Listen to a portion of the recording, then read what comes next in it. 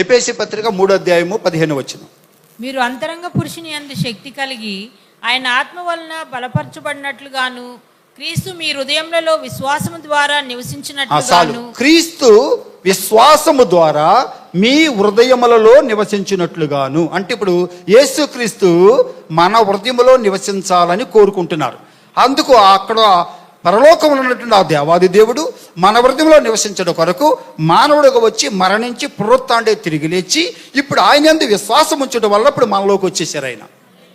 స్తోత్రం. అందుకు ఇప్పుడు చెప్పండి, విశ్వసించిన మనందరిలో ఎవరున్నారు? చాలాసార్లు మనం దేవుణ్ణి నమ్ముకున్నానండి, దేవుణ్ణి విశ్వసిస్తున్నానండి అంటాం. కానీ విశ్వసిస్తే విశ్వాసం ద్వారా క్రీస్తు నా హృదయములో ఉన్నారు. ఇలాంటి నిజ విశ్వాసంలో మీరు ప్రవేశించాలి. స్తోత్రం. విన్నారా? అందుకు ఇప్పుడు ఆ క్రీస్తు మన హృదయములో నివాసం చేస్తున్నారు.